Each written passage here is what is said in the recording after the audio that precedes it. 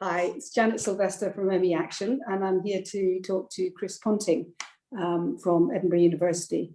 Chris is the principal investigator on the DecodeME research study.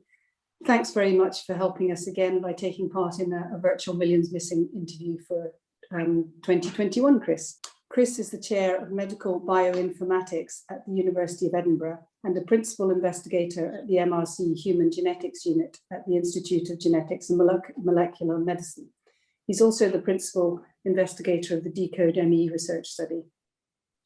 DecodeME is looking for differences in a person's DNA that makes them more or less likely to get any CFS, which should help pinpoint what causes the illness.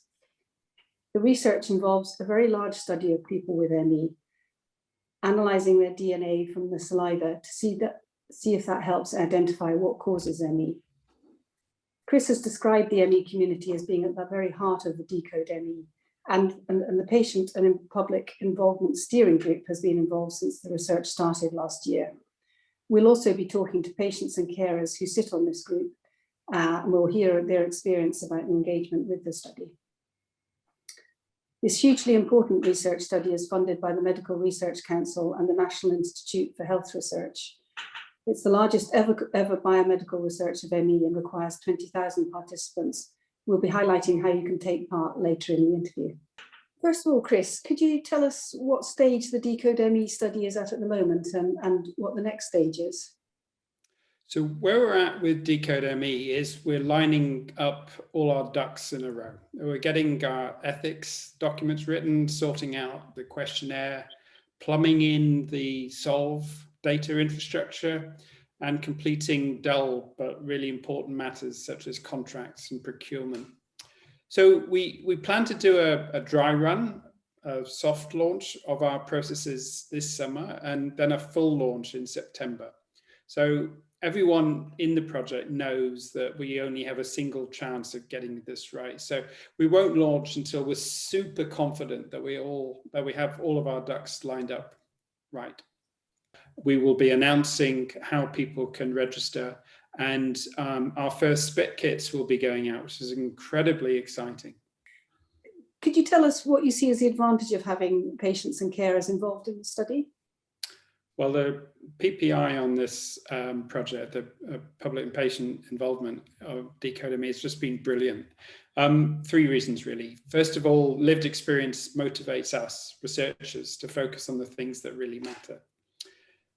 Second, people with ME have provided fantastic insights that will enhance the sign-up to DecodeME. First and foremost, by rewriting our draft documents, which were initially far too confusing, into more accessible ones. Then thirdly, this is the only way that such projects should happen. So the main advantage is that without people with ME and carers, we wouldn't actually be doing this project at all. When we spoke to you at last year's Millions Missing, you mentioned your fears that COVID-19 would lead to an increase in ME. Have your fears been realised? So my fears about ME post-COVID are probably going to be realised, unfortunately. I haven't seen hard and fast numbers yet of any increase in ME diagnosis following the pandemic. Plenty of anecdotes, of course, but nothing conclusive as yet. Of course, I fear an increase in ME numbers in the UK and everywhere else. And I'm afraid that people with ME will continue to be overlooked in the health service and in society. So a lot of things to keep focus on in the coming months and years. What impact do you think COVID-19 or long COVID has had on research into ME? COVID-19 has slowed down our planning phase for DecodeME and stopped us meeting face-to-face, which always is preferable. People with long COVID have shone a new light on the experiences of people with ME, irrespective of how large and extensive an overlap there is between long COVID and ME. Inevitably, long COVID is a kind of new kid on the block. It's going to receive, therefore, a lot of attention, rightly so. But part of my job, I think, in the future is to ensure that any research on long COVID always has one eye on its relevance to ME. I'm not going to say that they are the same thing, because they are not. But the relevance is there, is real, is important. So I'm going to be ensuring that the genetics work on ME and the genetics work on long COVID have a bridge built between them. A bridge over which researchers from both sides can walk, can exchange results, and anything that we do in the ME research is available to everywhere around the world, including to anyone working on long COVID. And I hope that everyone who's working in long COVID genetics realizes the benefit that there is in working together. And as the new projects that have been funded at the end of 2020 come into play, then I'll be gently agitating for us to be working more closely together. Excellent. Thanks very much for your time, Chris. And just finally, could you tell us how people with ME can get involved with DecodeME? Well, people with ME can help enormously in DecodeME. Please spread the word. Help others to complete the questionnaire if needs be. Help us to meet our 20,000 target. In fact, don't do that. Give us a headache. Ensure that many more people than 20,000 sign up. The greater the number, the greater the power of genetics to reveal what is physiologically going wrong in people with ME. If we have more than 20,000, that would be fantastic. Today we're talking to 3 members of the DecodeME Public and Patient Involvement Group: Andy Devereux-Cook, Sean Leary, and Claire Tripp. Welcome, everybody. Hello. First question to Andy to start, please. Why did you get involved in the study? Very broadly, to help move things forward. I could see that this kind of study was, in my opinion, desperately needed. So really, it was about playing my part in moving the whole situation forward in terms of research. And same question, Claire. I think for me, it was just about having the opportunity to contribute to the process. Obviously, the study is going ahead with or without me being involved, and was already going ahead before I got involved. But it's about making sure that you contribute to the what's happening, to make sure that it's being inclusive to everybody with ME. Personally, for me, in the role of a carer, making sure that carers' responsibilities are also taken into account for people who aren't able to directly participate as a person with ME, but need to rely on their carers. Thank you, Claire. And Sean? Yeah, so like Claire, I got involved when the study had already been funded. And so I guess it just felt like a real opportunity to be part of something big. And yeah, it will be the largest DNA study of ME/CFS in the world. And that felt like just an amazing opportunity, and so important to involve patients and the public in that, to create a study that really spoke to the needs of people with ME. What's it meant to you being involved in the study? I think the biggest thing is being involved in one of the most exciting studies that we've had in certainly my history of ME. And it's kind of nice to have an inside loop on it.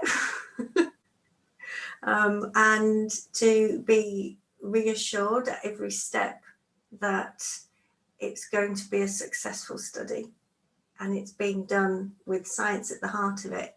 And when you've been in the ME community for so long, it's so important to have that hope and know that that's on the horizon. And for me, that is the biggest part of being involved. I think I would echo a lot of what Claire has just said, and I think it's really refreshing to be part of this. I think as people with ME, we have experienced a lot of difficulty, both in our personal lives and accessing healthcare, in the stigma that is attached to ME, and you know, looking out across kind of research landscape where we feel that often research has been done that hasn't been in our best interests. And so being part of this study is a very refreshing feeling, that we are at the heart of this, the science is at the heart of this, and together that has a real chance to make a big difference. So yeah, being involved, I mean, it's been interesting. Claire and I are both on the cohort delivery team, and there's kind of there's a few different teams, but our team is tasked with getting 20,000 people through every step of the process. So, you know, nothing small. But so we'll be, we're kind of setting up kind of every single step of the process and all of the online platforms. We're making sure that we're doing paper versions of everything so that if people can't use online platforms, they can still be involved. Setting up we'll do a symptom assessment. People will have to receive a spit kit through the post, fill up a tiny little tube, and then send that back in the post, and that can just be through you know, a normal post box. You don't have to go to a post office. But getting every kind of tiny bit of that in place, ready for launch later this year, is a lot of work. But it's fantastic to be involved, because our views are taken as absolutely equal to those of the kind of scientists who are involved, and I think because of that, it's going to be a really impressive study. Sounds. And it's also just important to note as well that there are lots of sciencey people involved in this study, but through the PPI steering group, we're making sure that it's not just science at the heart of it, but it's actually people with ME. It's very important. Which is our role on the steering group, is to make sure that yes, science is being done, it's good science, but it's absolutely got the people that we're studying at the heart of it. For me, it's reassurance. It's reassurance that things are starting to move more rapidly in the right direction. It's the reassuring thing that things are moving forward, that patients' views are being taken seriously. After all, who are the experts on our individual conditions, our individual disease? It's us as the patients. So it's exciting and challenging at times, but above all, for me, it's reassuring that we are taking steps in the right direction. What has the steering group been doing? I think it'd be useful to highlight how DecodeME has PPI representation, so patient and public involvement. So obviously there is the PPI steering group, which we're all members of, and which there is regular consultation between. We have individual teams as part of the study. So the study is broken into different components, which was kind of touched on earlier. So all of those teams feed back to the PPI steering group on I suppose, major issues where guidance from the group, the PPI group, can then give their guidance, give their advice, feed into that process. For myself, I'm on the management group. So along with Sonia from Action for ME and Professor Chris Ponting. So we're there. Chris has been incredibly generous with his, I suppose it's delegation of responsibilities. Because as principal investigator, he's the one who carries the can. He's the one that the funders ultimately would ask the large questions about if anything should go wrong. But Chris has been incredibly generous in basically allowing first the management group, and then going down from that, the PPI representation in total to have a major influence on how the study is done, in the decisions taken. And it's important to highlight that as for good PPI patient and public involvement, that it not only requires the presence of patients and public carers, you know, everybody who falls into that kind of category, doesn't require just their presence, but it requires the sciencey people to buy into accepting their input. And it's been wonderful to experience the level that occurs. I'm on both the PPI steering group along with Andy, and then also I'm a part of the cohort delivery team. There's 3 delivery teams across DecodeME at the moment, at least. So there's the cohort delivery team, whose job it is to get 20,000 people through each step of the process and you know, come out the other end with their saliva samples. There's also a marketing and communications delivery team whose job it is to reach those 20,000 people, and they'll actually have to reach a lot more than 20,000 people in order for us to get that final 20,000 through every step of the process. And then there's the genetic delivery team, who will work on the genetic analysis, and that will start further along through the project. They've been doing great planning for that, but we need some saliva samples to do the genetic analysis on. Yeah,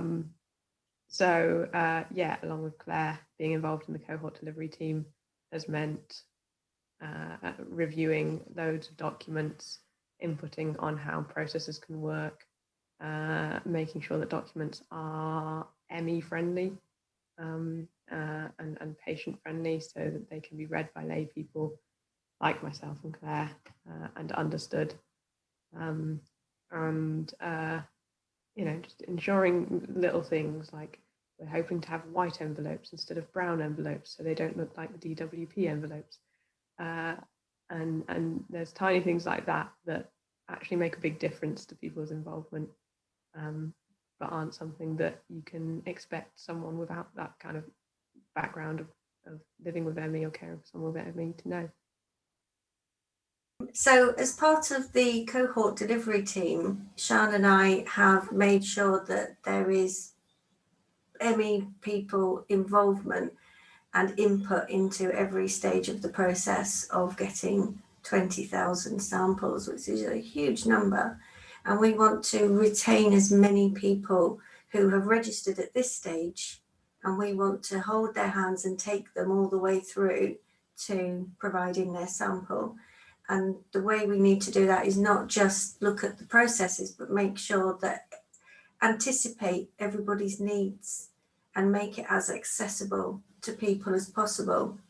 And that comes down to making sure that the language is appropriate, that the access is appropriate, that, as Sian said, if people can't access the questionnaire and the information online, then we provide it in a paper copy.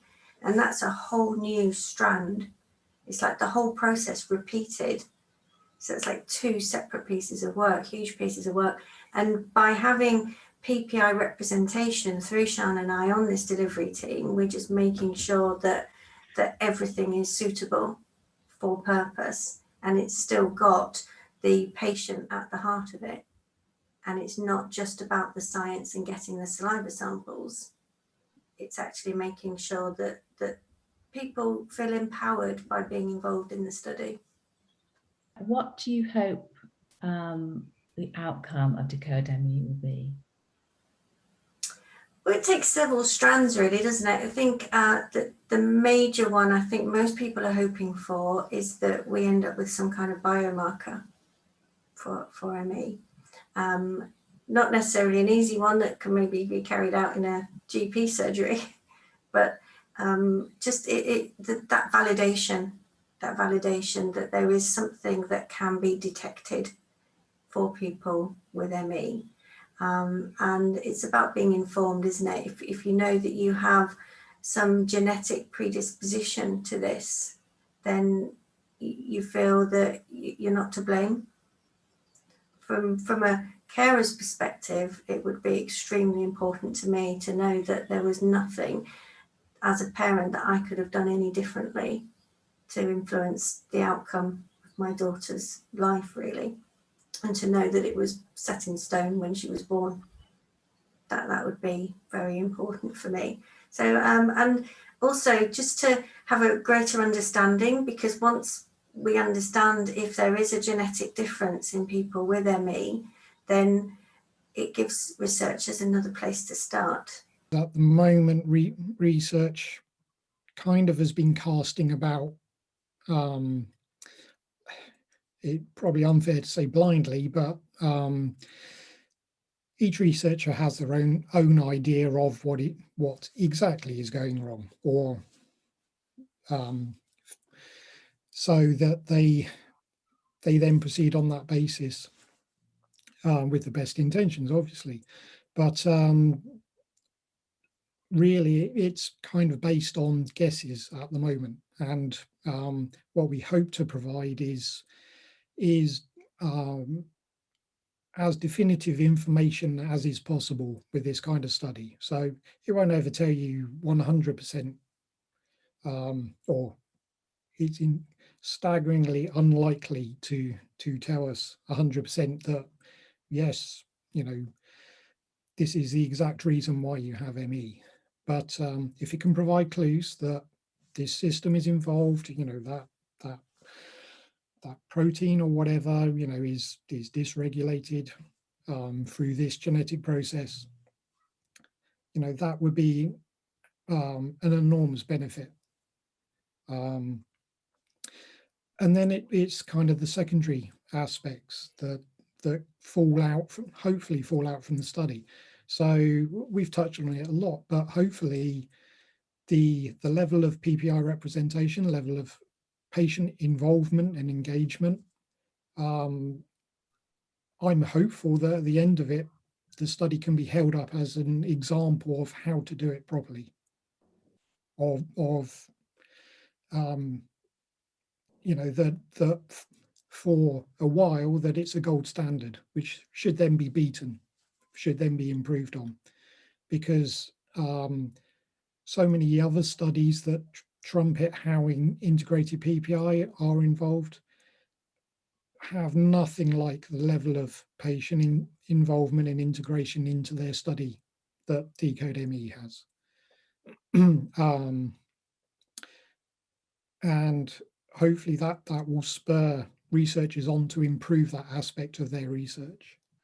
And then the publicity that again was talked about earlier, hopefully that will just improve public awareness of what ME is, of the devastation that it can cause to people who have it, and to those, you know, the loved ones, the friends and family that are,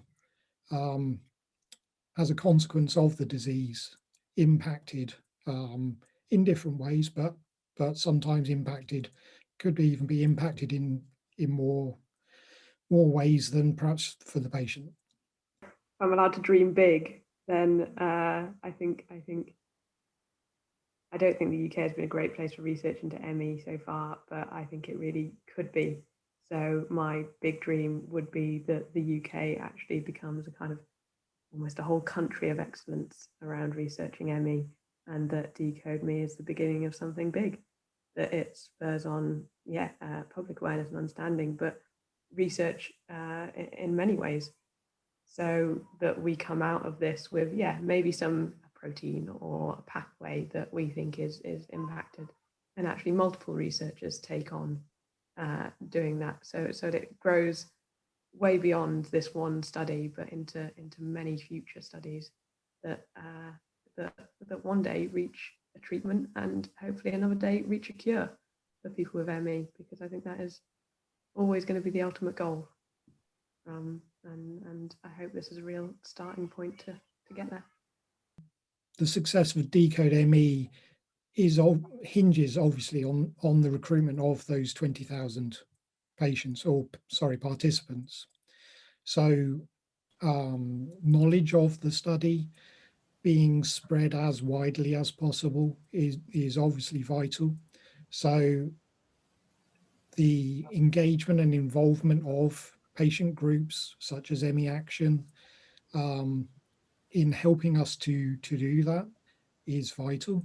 And we very much appreciate, as part of the DecodeME team, we very much appreciate all the work that ME Action and the others have done so far, and look forward to engaging with you in the future in order to continue doing that. And that's a really, really important point, because I think that this has been one of the most collaborative projects within the ME community. We have representation on the PPI steering group of really all ME charities, all collaborating together, all supporting each other with one common goal.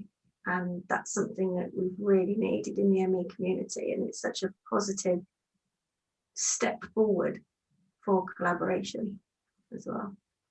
If you want to register your interest in taking part in DecodeME, head over to decodeme.org.uk and you'll be able to do so there. You can sign up to get updates about the study, which go out every once in a while. I think we are now looking to launch in September, and that's when we will get in touch with you and ask you to take the first steps to participating in the study. And yeah, the sooner we get people through participating, the sooner we can start the genetic analysis. So anything you can do to get involved yourself, or if you know people with ME who could be involved, let them know about the study and get them to register their interest.